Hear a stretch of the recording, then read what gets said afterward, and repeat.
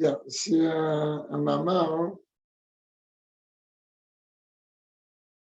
que le Rabbi a prononcé, Shabbat Vaishlach, Yudalet Kislev. On sait très bien que la date de Yudalet Kislev marque l'anniversaire du mariage du Rabbi. Aujourd'hui, c'était donc cette date-là, Yudalet Kislev. C'est la raison pour laquelle on a choisi un mamar qui parle de ça, un mamar qu'on va parler. Bien, donc, dans la 7e bracha, ce qu'on appelle bracha achita, une bracha en vérité qui englobe toutes les brachot qu'on peut souhaiter au Khatan al-Kala. Là-bas, il est écrit Asher bara sasson de simcha, étant donné qu'il y a plusieurs termes, et tous les termes, il faut trouver la précision en bon français. Alors, je me suis basé un petit peu sur la traduction du livre du Rav Brodovitch, parce qu'on pourrait résumer qu'on parle que de joie et d'allégresse, mais comme il y a plusieurs termes, chaque terme en français a une traduction précise. Donc, je n'ai pas voulu traduire d'une façon rapide et un peu comme ça. Donc, comme ça, il est écrit. Shem bara sasson de simcha, que Dieu, il est celui qui a créé la joie et l'allégresse. Khatan vekala, le khatan et la kala. Dit la rina dit savechedva. Ce sont donc 3 termes de joie, mais je vais vous donner les termes exacts. La réjouissance, l'exaltation, la gaieté et la liesse. Et d'accord, je n'aurais pas su trouver tout seul. L'amour, la fraternité, bon, ça c'est facile. La paix et l'amitié, ça c'est facile. Ce sont en vérité 10 termes qui rappellent et rapportent le lien de ce qu'on a besoin de retrouver pour un équilibre dans la vie, le khatan et la kala. Et donc, Daïek, Bazek, Vokjon, Morivé, mon rabbi précédent, on précise, Bemamar du Dal Kislev, Shneimar du Dal Kislev, dans le mamar que le rabbi précédent a prononcé lors du mariage du rabbi. C'est vrai que le Rav, il a besoin de comprendre. Là, Magdim Sasson, les Simcha et Khatan Bekala. Pour quelle raison on précède l'allégresse et la joie au Khatan et à la Kala? A priori, la récolte, il y a Sasson et Simcha, Bishran et Kala. Pour qui on est joyeux? Pour qui est l'allégresse? Le Khatan et Kala. Donc on aurait dû dire, Bara Khatan et Kala.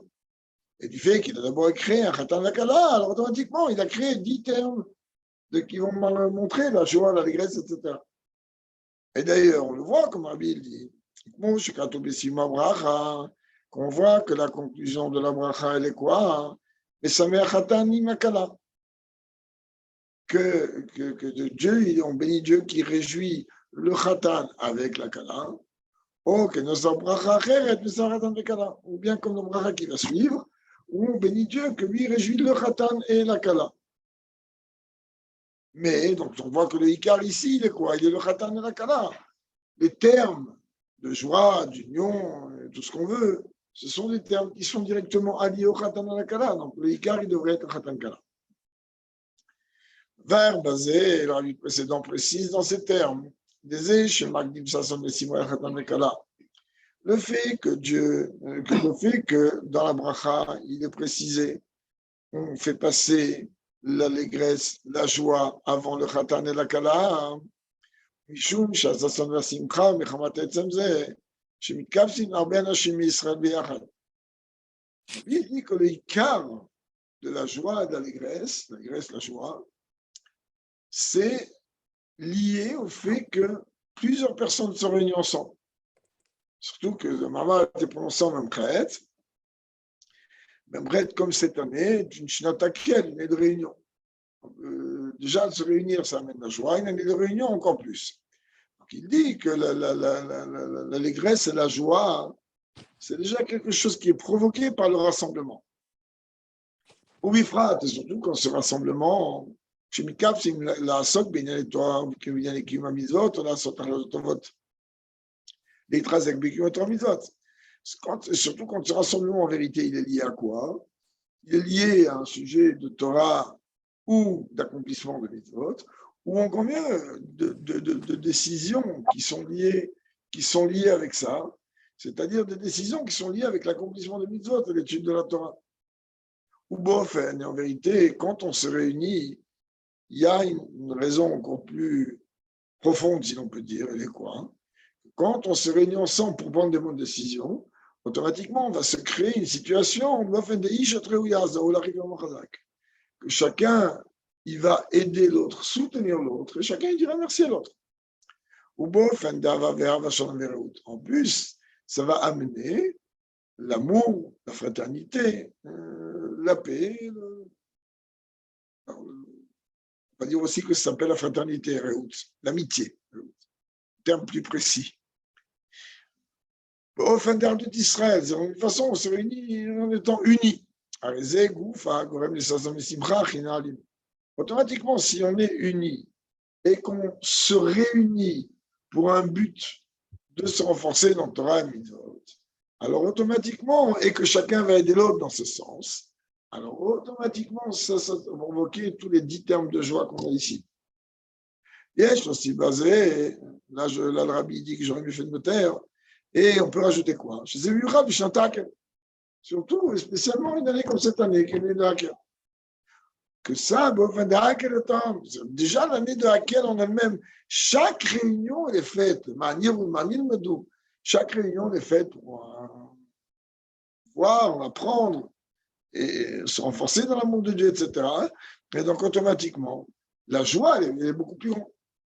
L'idée, Malaniflaz, Sheber d'Israël à travers cette qualité tout à fait exceptionnelle, merveilleuse de l'union du peuple juif. Le fait que nous, le fait qu'une assemblée les réunit dans un but kadosh comme celui-là et qu'ils prennent des bonnes décisions dans ce sens, alors automatiquement, ça va entraîner, engendrer, rajouter une joie, et une allégresse et une joie dans Khatan et Kala. En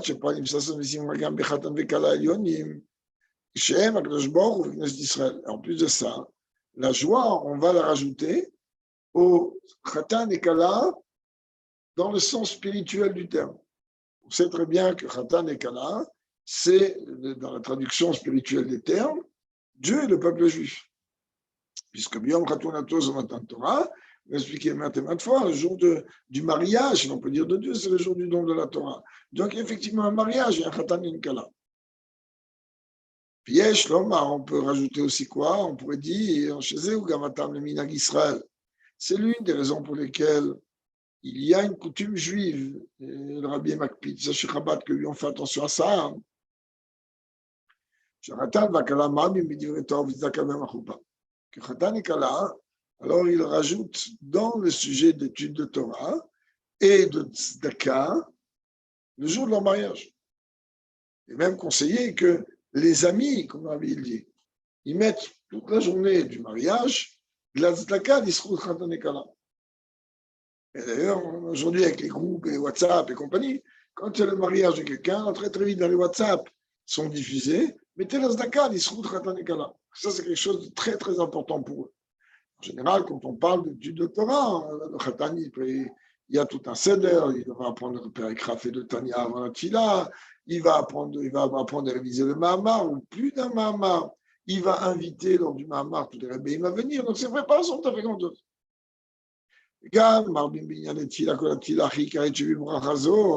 Et en plus, il multiplie les sujets de Tfila, inclut la Tfila la plus essentielle de cette bracha.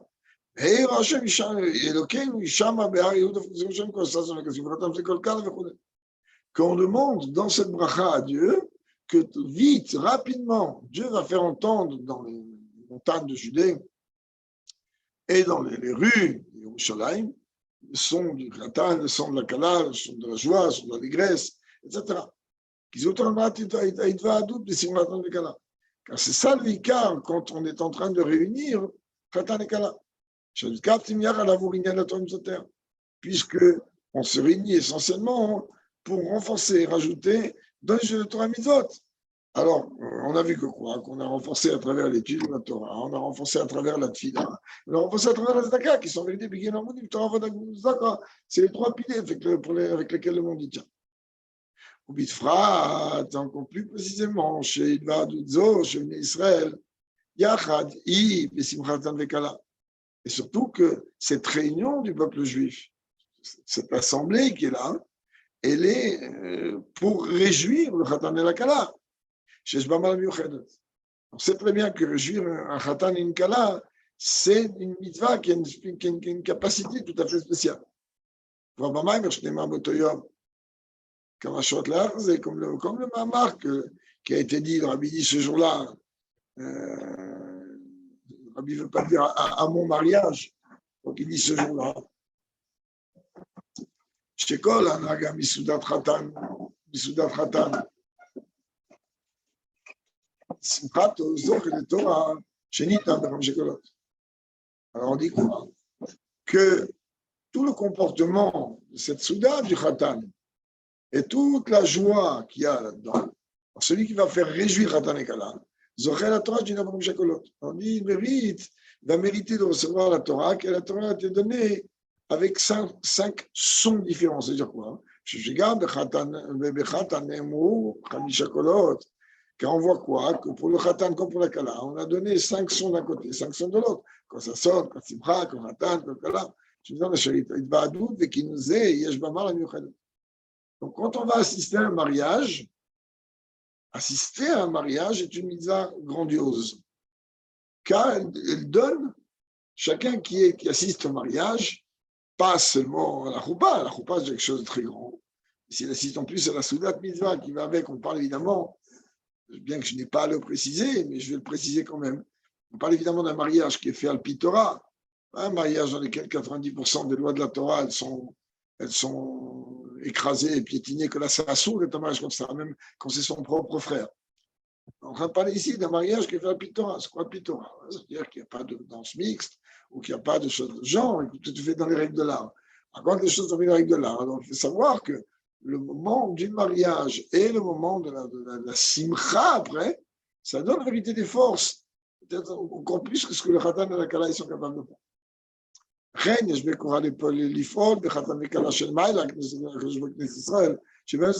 Donc, de la même manière qu'on va dans la matérialité de ce monde, alors ça va rajouter chez le Khatan et la Kala, alors toutes ces 5 niveaux ou ces 10 niveaux, alors le Rabbi il dit, à raison de lui, il faut que tu comprennes que dans le sens spirituel du terme, ben, ces choses-là, elles sont mises en place. C'est-à-dire que même Kaviachol, chez Dieu, chez le Neshamot du peuple juif, automatiquement, ces ignanim-là, on en tire profit.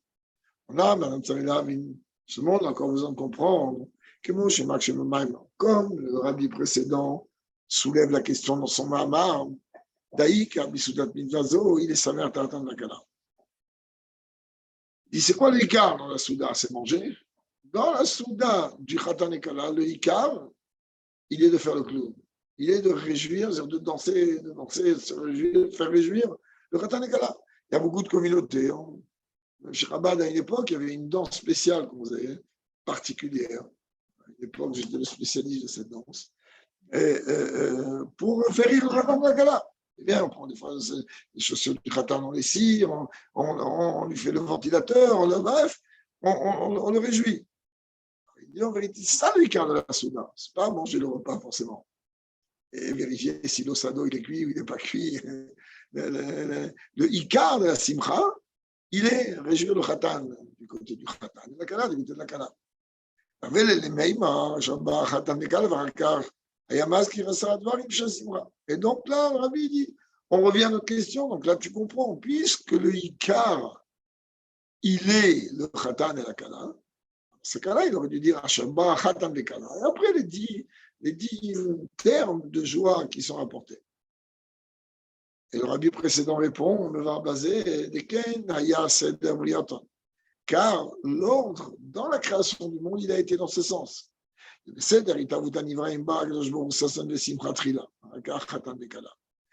il a d'abord créé la joie, l'allégresse et la joie. Et après seulement, Khatan et Kala. C'est-à-dire quoi? C'est-à-dire quoi? Que Dieu l'a créé d'abord l'allégresse et la joie après Ratan et Kala. Il dit là-bas dans Mama, qu'il dit Ratan et Kala Yushroui, mais c'est ça, mais Simra. C'est pas qu'il a donné une qualité particulière aux 10 termes de joie qu'on a vu dans la suite, l'exaltation, la liège, je ne sais pas ce que c'est, 10 termes de joie. Il dit, ben, c'est pas compliqué. Dieu, il a voulu que le Khatan et la Kala, c'est-à-dire surtout la Kala, puisque on sait très bien que la Kala, elle est le corps des Chol Bichayin et Totoyim. Comme il a ramené là-bas dans le Mamar, au nom du Zohar. Que la Kala, elle est la source de toutes les bénédictions matérielles et spirituelles. La Kala, c'est qui? C'est le peuple juif. Alors Dieu, il dit, de la même manière que quand il se marie, il va certainement préparer des belles surprises à sa femme, dans la salle, dans la choupa, des artifices, des guirlandes, il ne va pas recevoir la Kala comme ça. Il va recevoir avec un faste. Alors Dieu, il a dit, moi, je veux que ma Kala, c'est-à-dire le peuple juif, qui était d'ailleurs à l'époque, sans qu'on vienne sur tout ça, totalement et entièrement regroupé dans Adam Arishon. Donc, lorsque la Kala va arriver, elle va trouver un monde déjà prêt. C'est pour ça que Dieu a créé l'homme en dernier. Et automatiquement, comme il a créé l'homme en dernier, il a créé aussi la notion de joie et d'allégresse. D'allégresse et de joie. Ça sonne, c'est l'allégresse. Et donc, pourquoi? Pour que la Kala, elle se sente totalement à l'aise. Ou bien on fait attention dans le Minakrabat que la Kala, elle est tranquille à tous les niveaux. Car c'est extrêmement important pour une Kala d'être sûr que c'est un mariage définitif. Alors elle a besoin que tous les éléments qu'il y a autour la rassurent. C'est un mariage. La femme, elle a besoin d'avoir une garantie. Garantie. On lui donne en faisant attention à chaque détail. Ce n'est pas le moment forcément de rentrer dans tous les détails. Yeshomar, Biobazé, peut expliquer les choses dans ce sens de Inyan Khatan Vekala ou Inyan Yichud Mashpia Kabel. Si on veut analyser, comme c'est expliqué longuement dans le Mahamar, qu'est-ce que représente l'union, la fusion entre Khatan et Kala? De la même manière qu'il se passe un événement très particulier lors d'une choupa. Qu'est-ce qui se passe lors d'une choupa? Il se passe que deux moitiés de neshamot, d'une même neshama, qui ont été entre guillemets coupées en deux, et qui sont descendus dans deux corps différents, se retrouvent enfin pour former un.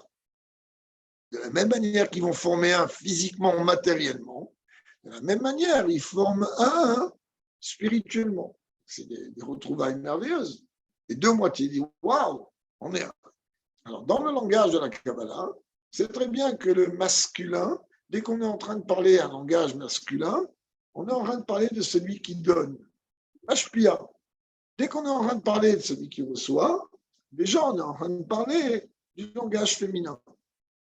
Dès qu'on est en train de parler, il y a un terme dans la Kabbalah, il y a des eaux féminines. Les eaux féminines. Ça veut dire c'est-à-dire une dimension qui va provoquer la réception de quelque chose. Alors, de la même manière, c'est exactement ça, Khatan et Kala. Khatan et Kala, c'est en vérité la fusion qu'il y a entre celui qui donne et celui qui reçoit. Et afin qu'il y ait la possibilité de la fusion, de l'union entre celui qui donne et celui qui reçoit, qu'a priori, c'est deux tendances totalement antagonistes, c'est totalement contraire. Jamais fort. Vous comprenez bien. D'ailleurs, Dieu l'a montré dès le début de la création. Dès la création de l'homme, comment Dieu l'a fait? Il a créé l'homme et la femme, dos à dos. C'est-à-dire que celui qui donne l'homme, celle qui reçoit la femme, et Pachout, ils ont strictement rien en commun. Rien. Et c'est pour ça que la première année de mariage est une année qui n'est pas si simple, car c'est une année où il faut rétablir un équilibre. Quand on dit n'ont rien à voir, c'est-à-dire à travers leur fonctionnalité, leur trou note, au niveau toute la bêtise, je ne veux pas vraiment entrer dans le problème dans Shalom Bayit ou autre, tous les problèmes qu'il y a dans les couples, c'est que le jeune homme, il est persuadé que quand il parle à sa femme, il parle à sa rêve-routa du matin, de la Gemara. Non, ta femme, ce n'est pas ta rêve-routa de Gemara. Et la femme, quand elle parle au mari, elle a l'impression qu'elle parle à son petit frère ou son grand frère, ou dans certains cas à son père. C'est ni ton frère, ni ton père, c'est ton mari. Et comme personne des deux n'a saisi ça, n'a compris ça. Alors, automatiquement, ça crée des... Parce que ce n'est pas, tu peux pas, Biltiel Chari. L'homme, il n'arrive pas à comprendre pourquoi la femme elle va se mettre à pleurer pour une chose comme ça va le faire rire. La femme, elle a, et je répète, je vais essayer de vite fermer, parce que ce n'est pas le débat réellement, mais c'est important quand même à savoir. Pourquoi le rabbi dit qu'ils sont opposés, antagonistes l'un et l'autre. Deux dimensions qui n'ont rien à voir. Je répète, la femme, elle, l'homme, il est comme la Torah elle dit, l'homme, il apporte le blé, la femme, elle fait la farine. C'est-à-dire que l'homme, il a une fonction. Sa fonction, c'est de donner. Il va donner un tout petit peu, il va donner même une graine, il va faire un bébé avec. Qui c'est qui va le développer? C'est la femme. La femme, elle développe. La femme, tu la souris 2 minutes, elle va te sourire toute la journée. Tu l'as grogné 2 secondes, t'es mort. Elle ne va pas travailler, elle ne sort pas de chez toi. Donc la femme, elle développe. Ça s'appelle Bina. Bina, c'est le Ré du nom de Dieu. C'est-à-dire du Yud, donc Chorma, le mari, elle te fait un Ré. Elle te construit une maison. Donc tu penses bien que ce n'est pas du tout les mêmes choses, ce n'est pas les mêmes fonctionnalités. Ok, ça fait partie de la même âme. Mais dans une âme, il y a plusieurs fonctionnalités. Il y a 10 forces dans l'âme. Il y a Chorma et il y a Bina. Donc il y a la dimension de donner, il y a la dimension de donner, il y a la dimension de recevoir. C'est 2 choses qui n'ont rien à voir. Et à la base, quand je dis 2 choses qui n'ont rien à voir, ça veut dire qu'ils ont, comme je viens de te dire, des fonctionnalités totalement opposées. Malheureusement, et je vais arrêter de parler de ça, aujourd'hui, on ne prépare pas assez bien Khatan et Kala. Je répète, un Khatan, pour lui, il est persuadé que c'est sa Khavouta, ça va. Que lui envoyer l'ordinateur sur la tête, ça va faire rire tout le monde. Ça ne lui fait pas rire.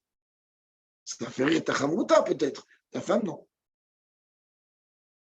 Donc, l'homme, il a beaucoup de mal à comprendre ça. Et même une femme, elle a du mal à comprendre c'est quoi un homme. Pendant la première année, des fois, pour certains, la première année, il prend plus de temps. Mais d'une façon concrète. Normalement, au bout d'un an, chacun finit un petit peu par comprendre l'un et l'autre.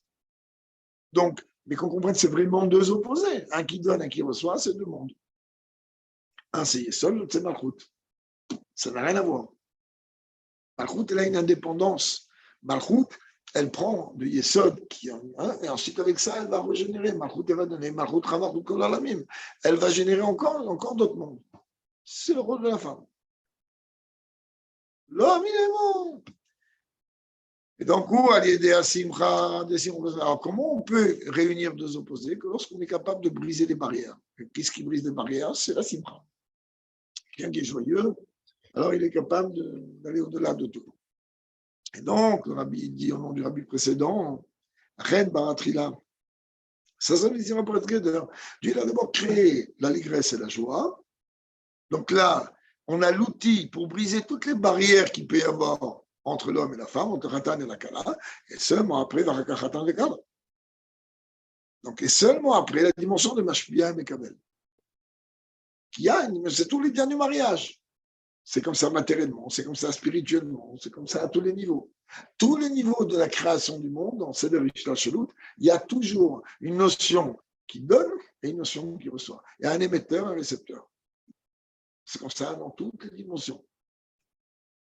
Et lorsque tu verras dans le langage de la Chassidut ou de la Kabbalah qu'on parle d'un émetteur, alors c'est automatiquement comparé à une dimension masculine. Dès qu'on aura parlé d'un récepteur, alors on aura parlé d'une dimension féminine. Quand on dit féminin, c'est réception. Quand on dit masculin, c'est donné. C'est ce qu'il dit ici.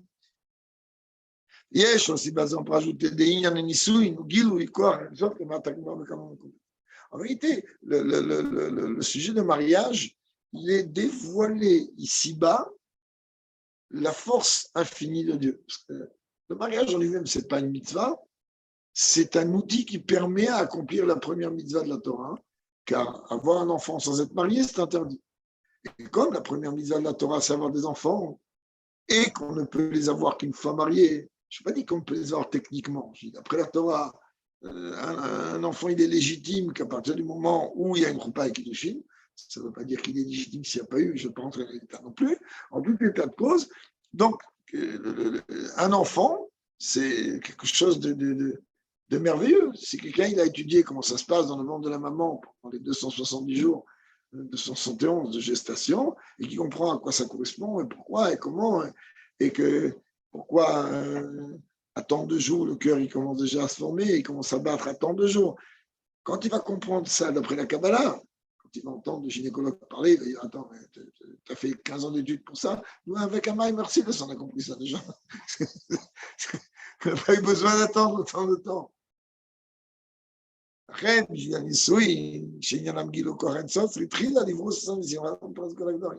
Donc, pour le mariage, lui, le mariage, tout son sujet à lui, c'est dévoiler la force infinie de Dieu. Alors, dans ces cas-là, il a besoin d'abord de créer l'allégresse et la joie, qu'elle, elle va briser toutes les barrières. Parce que là, il n'y aura plus de barrière entre la moitié et l'autre moitié, car que l'on veuille ou non. Ces deux moitiés d'âme qui étaient une sont quand même descendues dans deux corps distincts et deux corps qui n'ont pas les mêmes fonctionnalités. Sans compter que la femme, elle a 251 membres et l'homme, il en a 248. Donc déjà, même au niveau des membres, c'est pas pareil. Et là, il y a besoin de faire un. Allez, ok, mets-toi au boulot. Faire un. Faire un, c'est l'union la plus complexe d'un côté et la plus simple de l'autre. Si quelqu'un se base, qui veut bâtir et fonder un foyer sur Torah et Mitzvot, comme le Rebbe dit d'ailleurs, à ce moment-là, il n'y a pas de problème. Il a rentré le guide de l'utilisateur chez lui à la maison. Donc, il n'y a pas de souci. Si tu vas utiliser le guide de l'utilisateur, tu ne vas pas l'abîmer. Les Avdil. J'achète un ordinateur, je ne sais même pas comment ça marche. J'ai appelé le bonhomme qui m'a vendu. Je viens d'insulter toutes les communautés. Attends, tu m'as vendu une machine qui ne marche pas. Et de moi, tu sais utiliser la machine. Tu n'allumes pas, mais tu as appuyé sur le bouton. Je prends un exemple bête, mais le programme, il s'ouvre, mais j'arrive pas, j'arrive pas à écrire dedans. Tu as appuyé sur le clavier. Je répète, pour les exemples bêtes, mais alors le guide de l'utilisateur, dans la vie en général, c'est la Torah, c'est pas la Torah entre les deux. Il y a une vraie pagaille entre les deux. C'est pour ça qu'on explique. Nous, on n'a pas trop l'inac d'expliquer ça sous le choupa, mais en général, les rabbins qui marient, ils expliquent tous ça à Kala. Tu dois comprendre que sous la choupa, le but, il est de faire descendre Dieu. Faire descendre, c'est quoi descendre? Il y a le quoi, makif, pour ça que la choupa, elle est makif. Sfaradim rajoute à cela un talit, c'est makif. On n'a pas le minag, mais c'est une très bonne chose, un talit, il n'y a aucun problème. Mais ça appelle c'est le même inyan, c'est prinat makif. C'est quelque chose qui entoure. C'est un niveau de Dieu qui est au-delà de l'enchaînement des mondes. Et tu vas le faire descendre dans les mondes. Comment on le fait descendre? Quand la Kala, elle tourne 7 fois, elle fait descendre que 7 sphirotes. Pas tout le monde a ce minag, mais grande partie des gens, ils ont ce minag. Non, pas cravate, pas du tout. Il y a beaucoup de Sfaradim qui ont ce minag. Beaucoup. Il y a des Sfaradim qui n'ont pas, des Ashkenaz qui n'ont pas, des Ashkenaz qui ont. C'est un minag.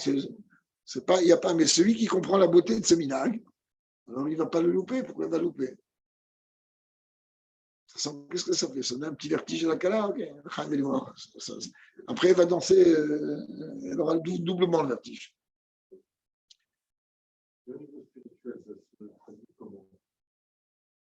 Pierre Rouge, je ne comprends pas ta question. Bon, là, on a parlé du Khatan et de la Kala, mais entre Dieu et le peuple juif, ça se traduit comment? Dieu et le peuple juif, il y a un mariage, il y a une fusion, il y a une union. Alors la question, elle est, puisque le mariage, ce n'est pas une mitzvah en soi, mais c'est le moyen d'accomplir le besoin de la Torah, ta question, même si elle est en public, on va la poser. Je ne sais pas qui a, qui n'y a pas, mais d'une façon concrète, ta question est comment Dieu a des enfants avec nous. Pour ça, il faut prendre des Isha Tazria via Dazacha, prendre Parchat Tazria d'après la Chassidut, d'après la Kabbalah. Tu comprends très très vite comment Dieu il a un garçon avec nous, quand est-ce qu'il a une fille avec nous. Et ça, je ne vais pas forcément développer. Une fois qu'on est dans le Zoom, on pourra développer. Et cette relation, elle est la même. Le but de la relation entre Dieu et nous, c'est d'avoir des enfants.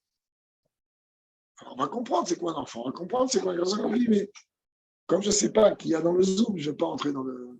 Il y a bon, il y a du monde, donc je ne vais pas entrer dans les détails.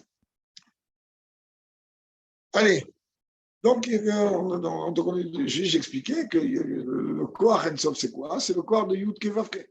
C'est le corps du niveau de Dieu au-delà de l'enchaînement. Et dès qu'on parle d'au-delà de l'enchaînement, ça veut dire qu'on est en train de parler de Yud Kevavke. Ah, comment cela roupa et Yud Kevavke? Ça, c'est très facile. Ça, même un enfant, il va savoir. L'homme et la femme en hébreu, ils s'appellent Ish et Isha. C'est-à-dire, l'homme, c'est Esh Yud, la femme, c'est Esh E. Donc, l'homme, il a le Yud, c'est Chachma, tu vois, on y revient. La femme, elle a le E, c'est Bina. D'accord? Et quand même, ils ont déjà 2 lettres du nom de Dieu. Yud et E. Ce qui veut dire que, et d'ailleurs, ces 2 lettres de Yud Kei forment un nom de Dieu à eux-mêmes. Qui be Yud Kashem Ba'olamim. C'est avec ce nom-là que Dieu a créé les mondes. Avec le Yud, il a créé les mondes supérieurs et les mondes inférieurs. Donc le Yud Kei, c'est un nom de Dieu à part entière. Là, il manque Vav Kei. Vav Kei, c'est très simple. Le Vav, il est la continuité de Bina. D'accord? Donc il est la continuité en vérité. Il est l'élan de Malchut vers Yesod. Qu'est-ce qu'elle fait? C'est pas compliqué. La femme, pour qu'elle soit femme de ce monsieur, elle est obligée de tendre le doigt. Elle tend le doigt et elle se dirige. Donc c'est un Vav. L'homme, il prend une bague avec ses 5 doigts, c'est un He. Donc on a le Yud, le He, le Vav, le He. Donc ils sont même chez le Yud qui est Vav qui est en bas. Il n'y a rien qui est au hasard. C'est pas comme ça, Stam donne une bague, vas-y, j'ai pris une bague, vas-y, prends-les. Chaque Nekuda, elle a son importance. Chaque détail dans un mariage, il a une importance. Le Rabbanim, aujourd'hui, il marie un peu n'importe comment, mais je ne marie pas, non, attendez-vous.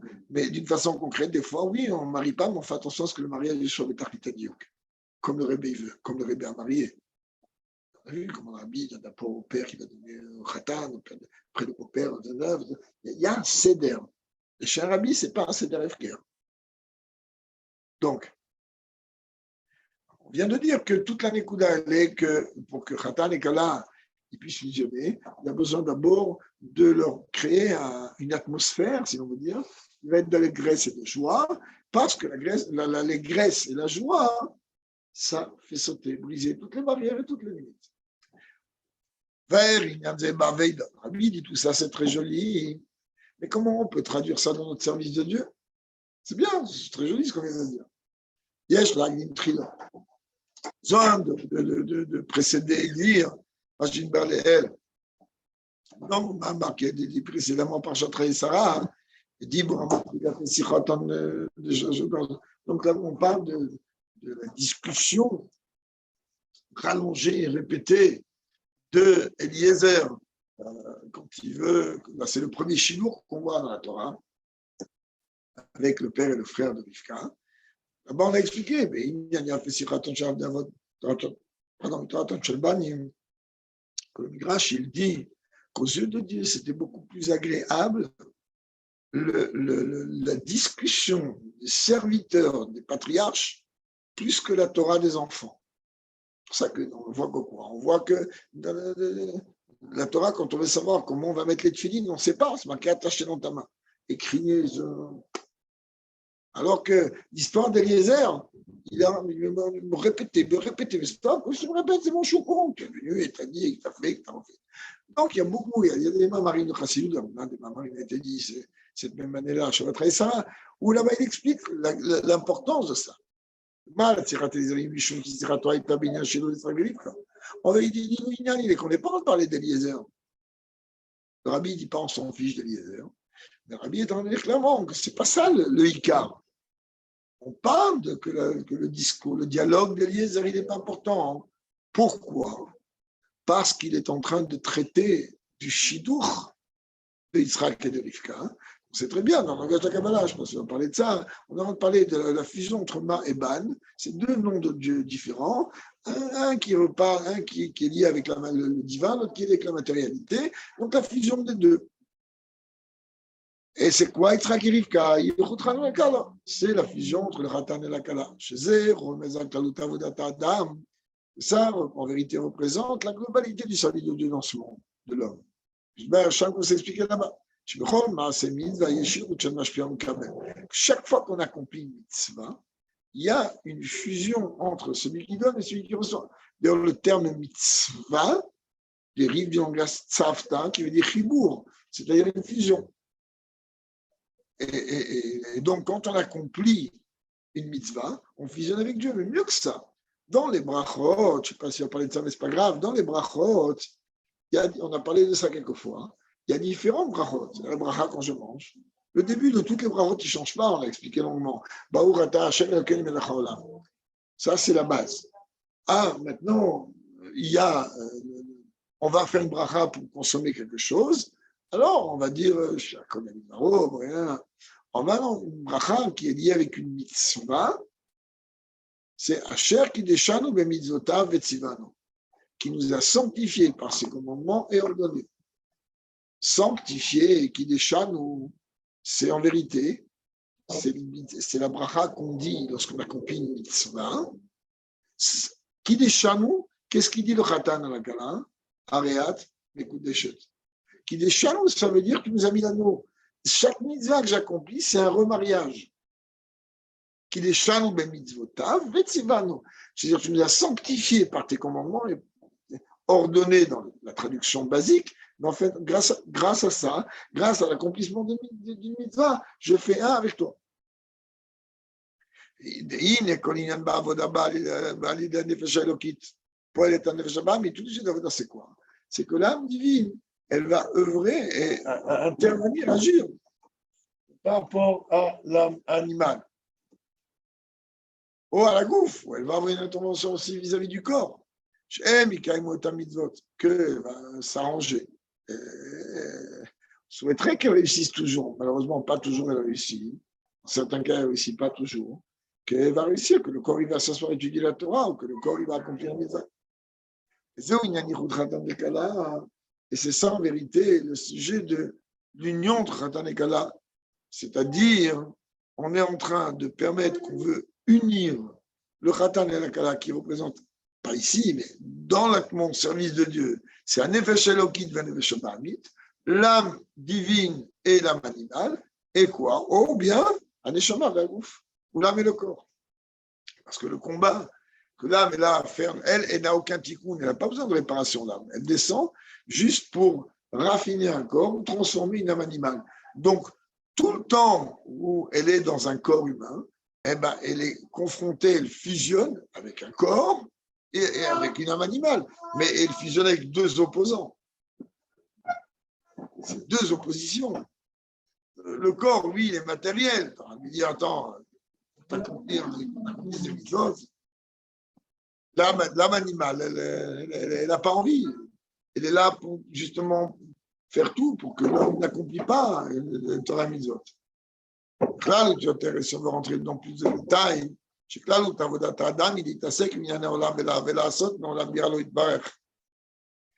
il faut que tu comprennes que c'est tout le but de ce monde. Le but de ce monde, il est de faire de ce monde une demeure pour Dieu. Et le moyen le plus concret, faire de ce monde une demeure pour Dieu, c'est l'accomplissement des mitzvot. Car l'étude de la Torah, une neshama, quand elle est là-haut, elle étudie, elle n'a pas un problème. Les mitzvot, elle ne peut faire que ici. Comment je fais de ce monde une demeure pour Dieu? Quand je prends la matérialité, je prends un ordinateur, je prends du papier et je suis en train d'étudier la Torah avec. Qu'est-ce que j'ai fait? J'ai pris l'ordinateur, je l'ai rendu un outil de Kedusha. J'ai pris la table, je l'ai rendu quelque chose qui est un support de Kedusha. Donc c'est faire de ce monde une demeure pour Dieu. Alors, il dit, mais à tous les niveaux, on est en train de parler de la service de Dieu dans ce monde, dans toute dimension, il y a l'âme face au corps ou face à l'âme animale, il y a toujours quelque chose de spirituel et de matériel, c'est ce qu'il dit. Il y a deux sujets. Il y a le donneur et le receveur.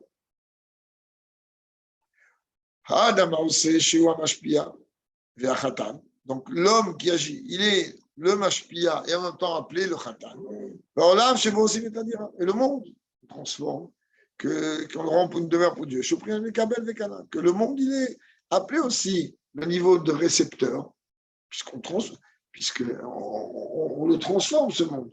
Donc, même si on le contraint à recevoir, comme le corps, on va le contraindre à recevoir, sauf qu'il reçoit, on le transforme. Et ça, c'est basé des liens instinctives. Mais quand on parle du mariage, alors Dieu, il a dit lors de la création du monde, comment on se marie, c'est-à-dire par quoi on va pouvoir traduire l'union. C'est lorsque le mari et la femme, ils vont faire un. Ils sont une seule et même chair. Chair, C-H-A-I-R.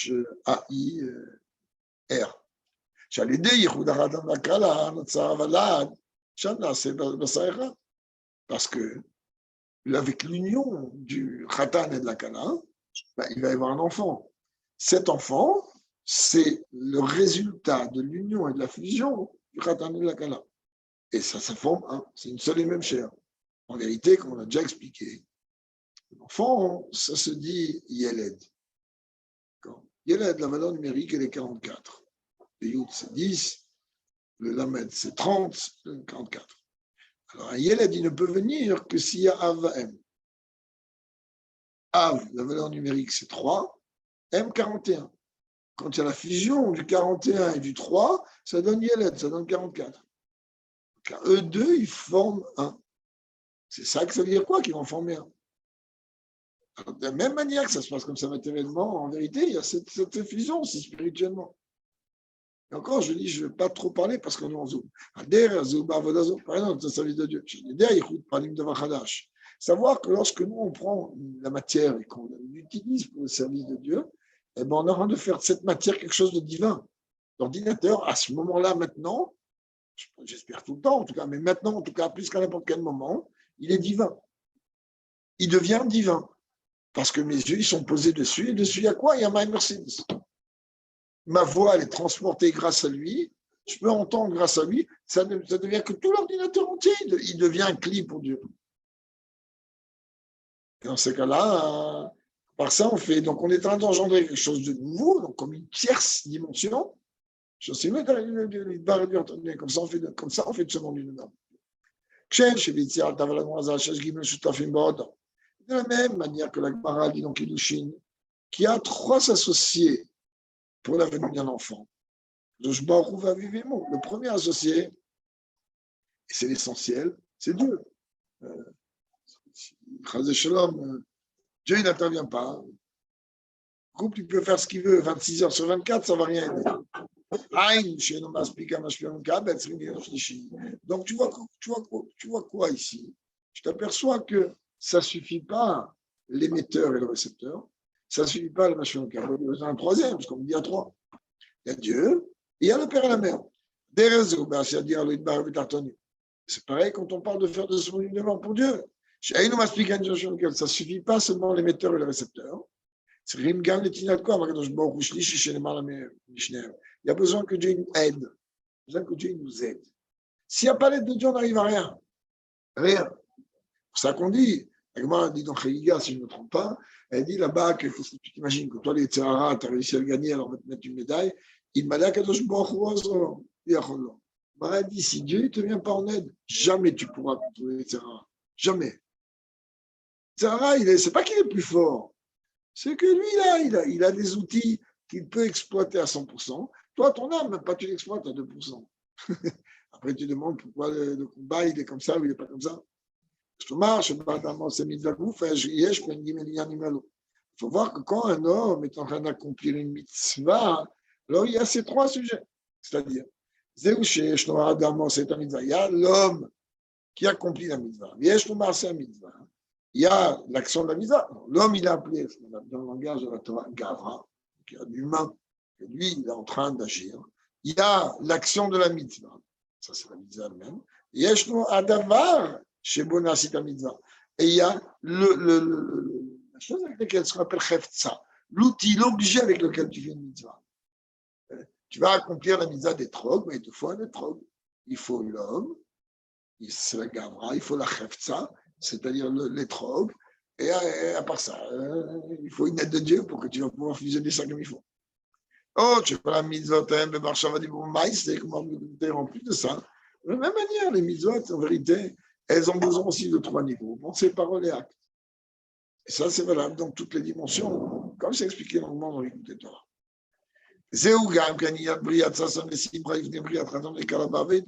Et donc, Rabbi revient à la question de départ.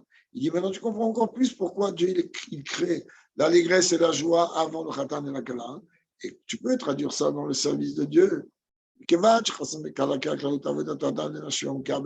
Puisque Khatan et Kala sont représentés dans la globalité du service de l'homme, de l'homme, c'est-à-dire tant qu'émetteur et récepteur, et pour ce service de Dieu, il y a besoin que Dieu nous donne une force particulière. Ça qu'on te donne un outil qui va briser toutes les barrières, c'est la graisse et la joie. Comme la Torah dit, que la joie, elle brise toutes les barrières, toutes les frontières.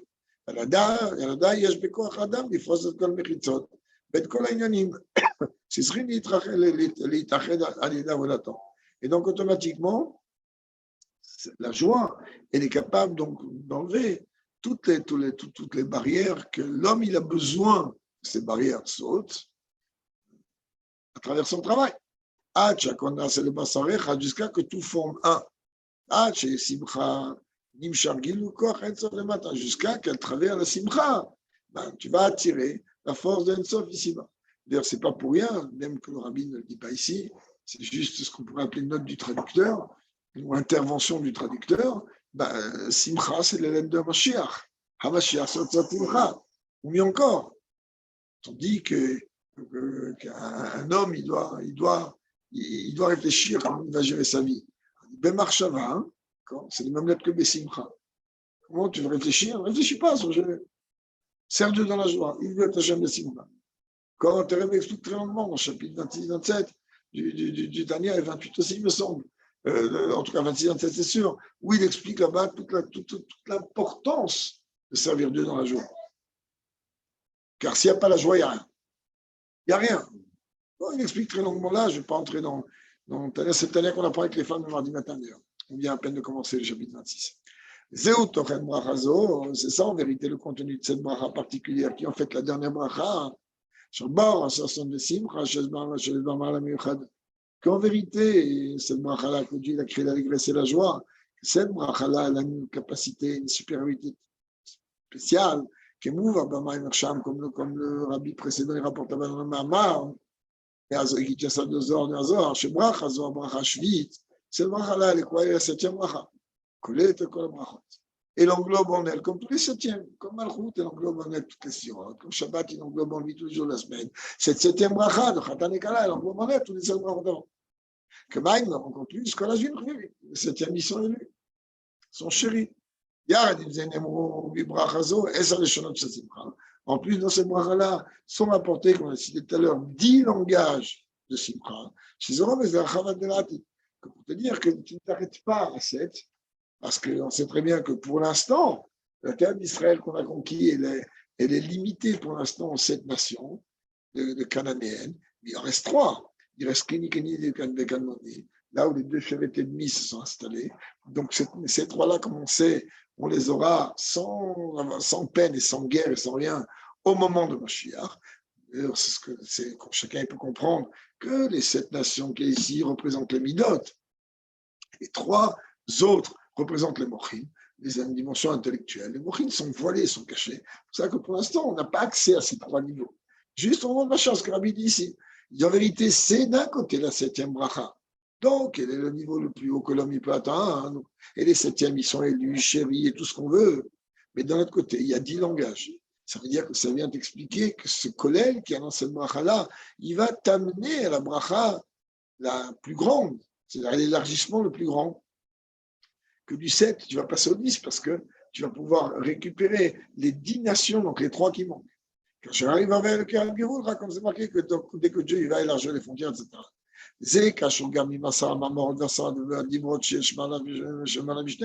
Et on sait aussi, puisqu'on veut parler du chiffre 10, le Rabbi il dit. Alors, ok, tu as les 10 paroles avec lesquelles Dieu a créé le monde, tu as les 10 commandements, etc., etc. On peut regarder clairement dans Pirkei Avot, au 5e chapitre, là-bas, il explique longuement la dimension du longuement et pas longuement, la dimension du chiffre 10. Que chacun en vérité, il agit sur l'autre. Tu peux voir dans mes Sham, comme c'est marqué là-bas dans le Zohar, il dit t'as besoin que le Zohar il rapporte là-bas parce que ça a Kaf, des Shekel HaKodesh, Masra Mamorot, Naseret Alimot. Là-bas, quand on est en train de parler des mesures qu'on a au Betamikdash, on le répète 2 fois, Sarah, 10, 10. Alors il dit en vérité, c'est 10, c'est ce qu'il a donné d'ailleurs Eliezer à Rivka, il a donné deux bracelets qui contenaient 10 et 10. Ça faisait allusion aux 10 paroles et aux 10 commandements. C'est pas bien ici, donc ça, on revient avec ça. Il y a le Asama Mor, et les deux en même temps, ils forment en vérité, c'est ce qu'on appelle ce shekel particulier. Frat, surtout tel l'enseignement du Baal Shem Tov. Comme c'est longuement étudié dans le premier chapitre de Shemona. Ça, on a déjà étudié longuement, et surtout dans le Shiur de Sodotiot, que les 10 paroles, en vérité, ils sont répétés constamment, chaque instant de la journée et de la vie. Avec l'aide de Dieu, à travers le fait qu'on parle de ces choses-là et qu'on s'investit dans l'étude de ces choses-là. On va activer, faire en sorte que cette chose-là va se concrétiser matériellement dans ce monde. On sait très bien que ce que Dieu accomplit, il demande pas juste d'accomplir comme je peux d'Israël, que Dieu il dit ses paroles, c'est la chose que lui il fait, à Yaakov et ses lois et préceptes à Israël. C'est quoi, alors qu'il puisse s'appliquer enfin, sauf, sur nous, Dieu et nous, sur terre, alors que Dieu il a créé l'allégresse et la joie, qui est une création nouvelle de joie et d'allégresse. Automatiquement, on va s'appliquer que rapidement, Dieu, il va faire entendre dans les montagnes de Judée, dans les rues de Yerushalayim, comme ça, dans les Kassim, dans le cas là, donc la voix de la joie, la voix de l'allégresse, la voix de la joie, la voix du Khatan, la Kala, et pas dans une façon où on a besoin de sauver, de courir à droite, à gauche. Et là, la Beshuva, Venachas, le calmement, etc. Si on rate la Marosha, mais le cas, il est avec joie, on sera couronné de joie. Il y a un disait, mais c'est juste là-bas, il y a des simcha. Et essentiellement, à travers l'empressement que lui, il vient à travers la simcha, car il est que ce soit Meheira, que ce soit rapidement, Teref ou Dumiyan Mamash, et rapidement de nos jours, avec Rebbe physiquement présent dans les yeux de la